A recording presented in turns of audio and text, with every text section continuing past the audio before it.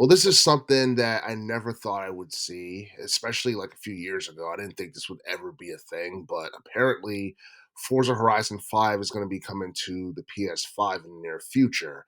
Now, this game's supposed to be ported to Sony's current generation game system on April 29th. I believe that's the target release date. So that's actually a few days from now. And honestly, I feel like it's something that a lot of people will check out, especially if they have a PlayStation 5, because for the most part, the Forza series has been a Xbox exclusive for many, many years. And the reason for that is because it's been competing with Sony's Gran Turismo series. And I feel like, Forza Horizon 5 being on the PlayStation 5 is something that will get the game more exposure than it already has. And honestly, this game is way more popular than Gran Turismo 7. Let's just call it out for what it is. Gran Turismo 7 is a game that no one really talks about anymore for the most part. 'Cause I remember it came out back in early 2022, and I believe the initial sales for the game was underwhelming for the most part, and I think it had gotten review bombed initially.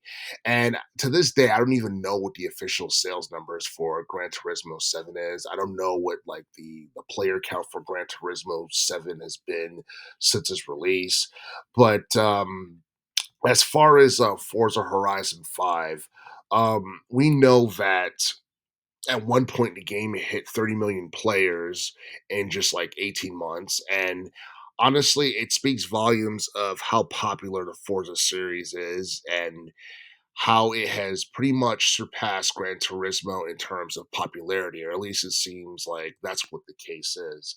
And as far as Forza Horizon 5 coming to the PlayStation 5 is concerned, one of the few things I'm hoping is that it has, I guess, cross console gameplay, like, with the PlayStation 5 and the Xbox Series X, because I feel like that would add more depth to, I guess, the game itself for the most part, because it seems like we don't get too many cross, console like video games in terms of like, gameplay and all that stuff. We don't seem to get too many of those. And I feel like that's something that needs to be done more often in relation to racing games in general.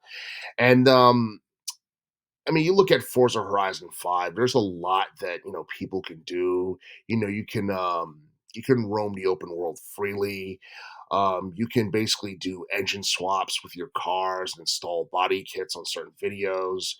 Um, you have like multiple like racing areas that have like different like weather, whether it be dry weather, whether it be tropical storms or dust storms.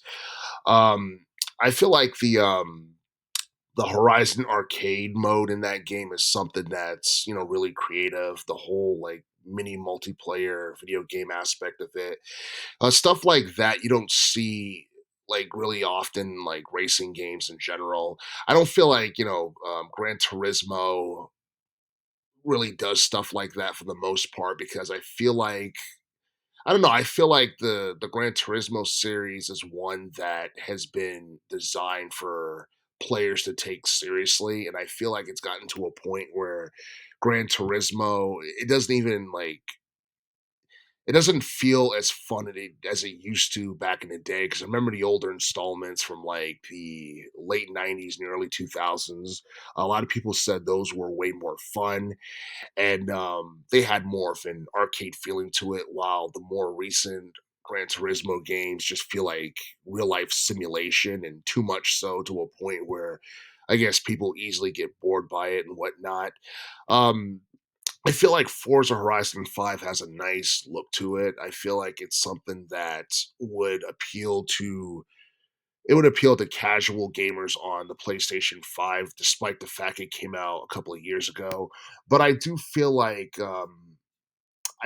the pricing for this game on the PlayStation 5 has to be done the right way. It shouldn't be anything obscene like over $60, $70, or anything like that for a game that came out a couple of years ago.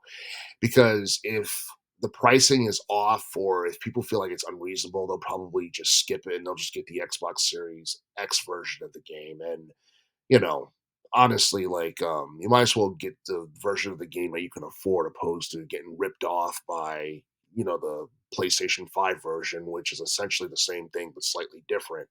But but yeah, Forza Horizon 5, I feel like is a game that's going to stand the test of time years from now. It's one of the best racing games of the 2020s decade thus far, and we're still waiting for Forza Horizon 6.